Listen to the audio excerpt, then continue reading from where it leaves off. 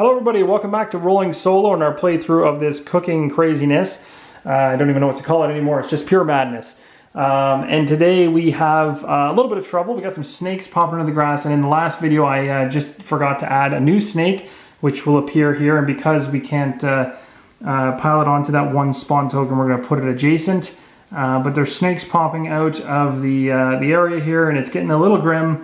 So we're going to go ahead and see what we can do to get the Cragheart into here and back in time. I don't know if it's possible, but we are sure as hell going to try. So let's do it. So as of right now, I shuffled all the decks. We're ready to go. The Cragheart's going to try to steam his way through this without caring too much about his own well-being. So what I'm going to probably do is, if I do a move 4, I can do 1, 2, 3, 4 to get to here. That's not bad because I could get in on the next turn. So that might be the best thing to do. I would have to go through the thorns, which is kind of harsh, but at this point, I would probably be in. So if I went in, I'd be in for 2 damage. I'd be in for 2 damage. I'd move to here for 2 damage, and then I'd get out, and I'm at 7. I should be able to survive that, I think. So we'll try it. So I'm going to go ahead and I'm going to use this for a move 4. And then we're going to use the top here for an attack 3. So that's going to put this at... well, we need to make sure we keep this one though. This one we don't want to lose. So we'll choose this one, I guess. We'll see how this goes.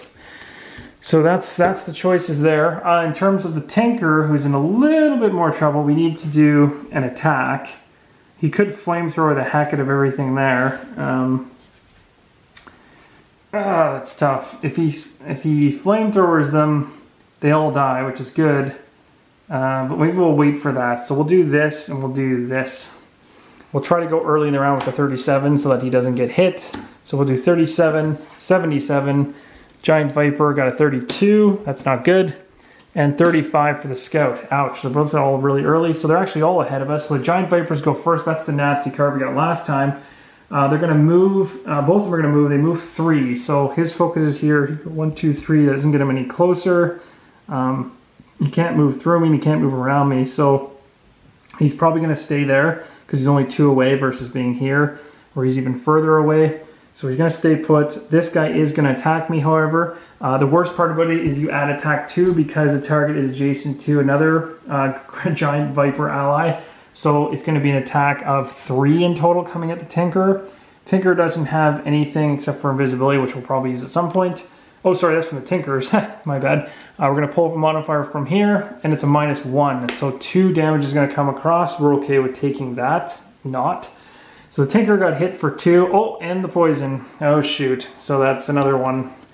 Okay, that hurts. And then that's essentially it for the Vipers. Now the Scouts are going to go. They're less than 53. So they are going to move clockwise. So they're going to head this way, which is okay, I guess. Ish. What the heck? Wait. How does that work? Oh, I guess it goes like that? I don't know how that works. I don't know if it's like, can I put him here or put him here? I'm going to put them here. I guess if I get to choose, I'm putting him here.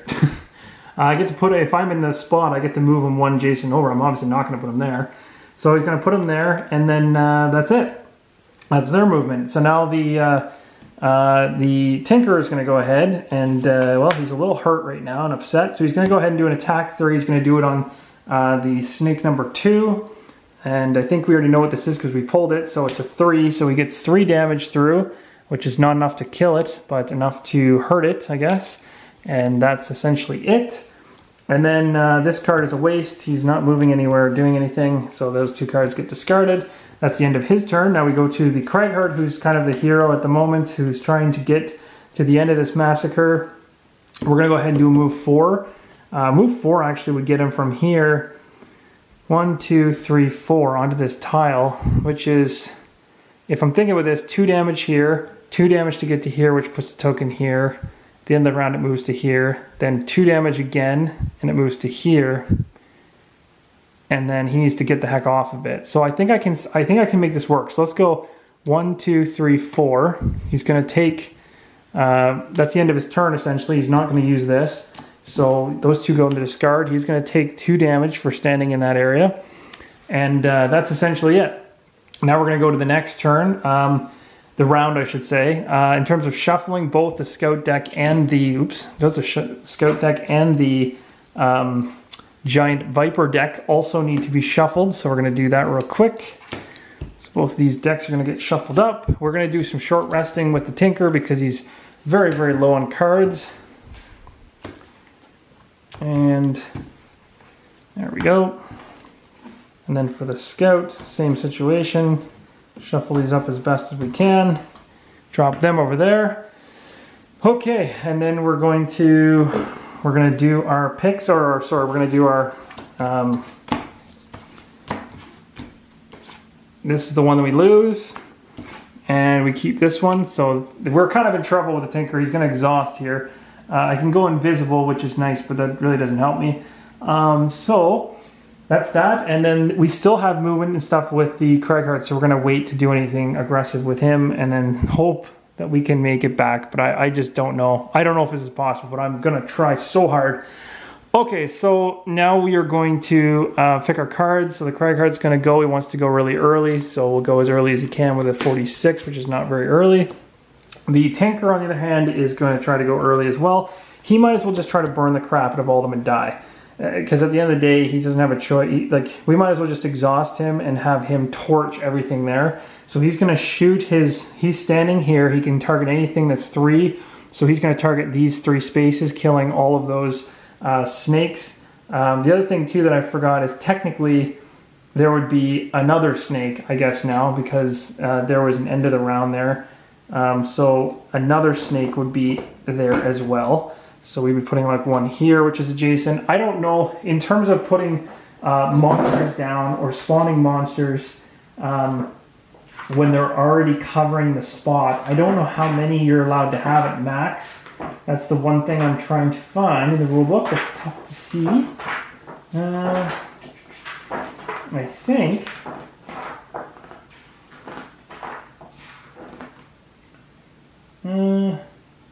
monster summon abilities place new monsters on the board that behave exactly like normal ones, acting according to played monster ability cards. They are placed in an empty adjacent hex to the summoning monster. No empty hex, there's no available standings or summon monster. Summon fails.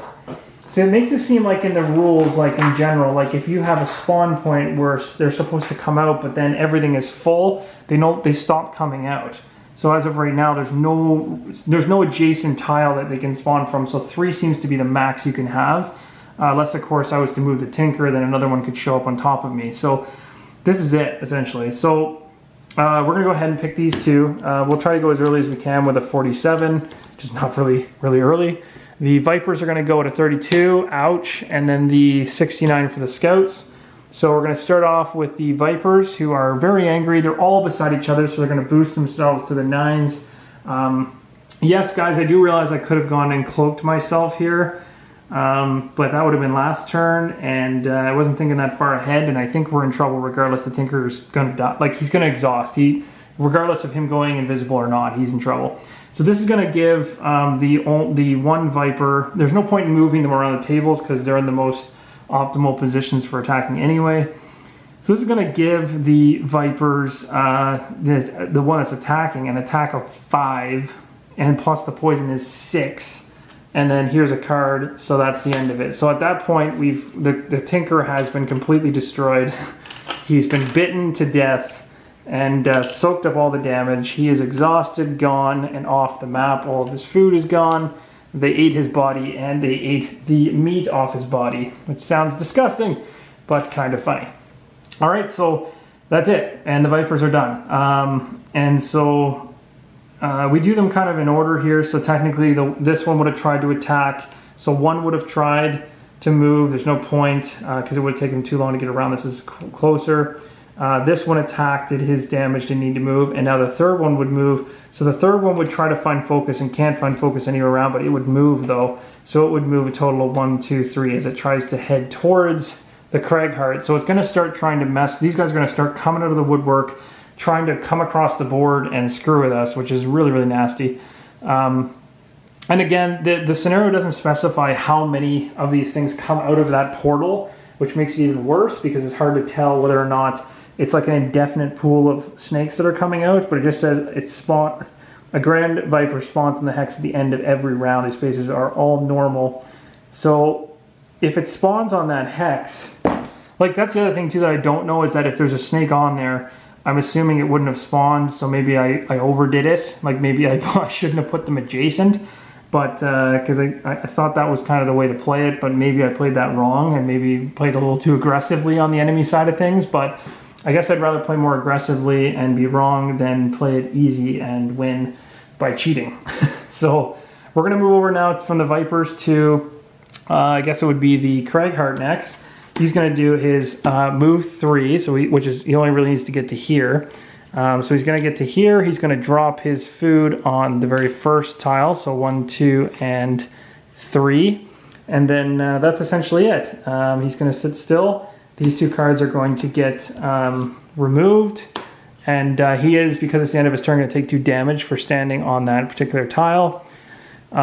This is going to move, now that we're at the end of the round, my understanding is I'm going to play it, and this is where I could get sketched out. It's like, I'm going to play it like another one can't spawn there, because at this point, you've already got 3 of them on the tile, and I think that I might have gone overkill with that. I think they're supposed to spawn on that hex and that hex only. And if one is still sitting there, you can't spawn another one. So I'm going to not spawn one until this one decides to move. So then we're going to go ahead and I guess we got to do a short rest. We're not doing any kind of elemental changes.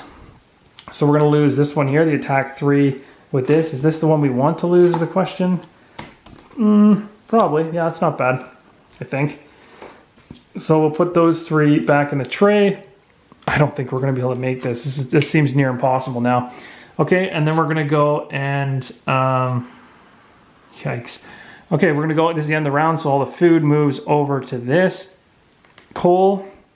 And then we are done. We're going to pick our cards for the next round, and we want to burn stuff that has low movement. So probably this, and we want to keep the attack one so that we don't lose it. So there we go. I think we're done, guys. I think it's actually fair to call this one, but I'm just gonna do a speed run essentially of this. And if I make mistakes as I go, you know, so be it. I didn't shuffle. Actually, let me see here. I didn't shuffle this one back in, so let's do that just to be sure we play that fair. Essentially, I'm just doing a speed run at the end here, guys, because it's kind of a known thing at this point. You guys are probably going, oh my gosh, this is the end. There is no coming back from this. And you are correct. We got beat up in this one. I really actually thought we had it. It felt good all the way along, but it sure as heck hasn't been. And in the tail end of this, we got a 58 for those of you who don't know, and a 54. And I'm going with a 77. So the scouts are going to move. They're going to move counterclockwise. So they're going to head back over this way, blocking up the door, which is probably going to seal our fate. And then the giant vipers are going to move -1, but they move 2. So they're going to go 1, 2. This guy's going to go 1, 2. Or I guess you go 1, 2. And then this guy's going to go 1, 2. So they're all kind of heading towards me. And then we're going to go ahead with the Cragheart, and we're going to essentially do nothing. We're going to sit still. We're just burning the cards as we wait for the food to cook. That's the end of the round. So the food is going to move to the last tile now. And we have to short rest with the Cragheart because we have no other options. So we do our random short rest pull. This will end up in the lost pile. This goes back. And as you can see, we only have 1 more turn left in us. So there really isn't any point in doing this. The Cragheart at the max with this card here would be able to get like 1, 2, 3, 4. He might get over here somewhere, but he would become exhausted by the time he got there. The snakes would probably meet him in the middle anyway and devour him. So we ended up failing this one, guys. So I do apologize. I'm not going to play through the rest of this particular one because we have hit the wall. But there will be an upkeep video because even though we weren't successful with the scenario, we do gain the XP that we have for this particular one. So now it might make sense maybe to see if we can gather some more XP because I don't know, gathering XP is something you still get, and you still get you get to carry that even when you lose a scenario. So what we'll do is we will, is there anything I can do to gain any XP? No, there's not. You know what? It's not worth it. So there's nothing here that I have that I can gain any XP off of. So I'm really not going to move forward any further. So at the end of the game, just so you guys know, this is kind of how it ended. With the Tinker got 4 XP, Craighart got 4, and they both, well, the Tinker got devoured, the Craighart got exhausted, and we were really, really close. I honestly think about halfway through, I was like, this is going to happen for sure. We've got this in the bag. And then I think over here, we put 5 down, I think, and at one point we only pulled 2 of them up or something, or it was 3.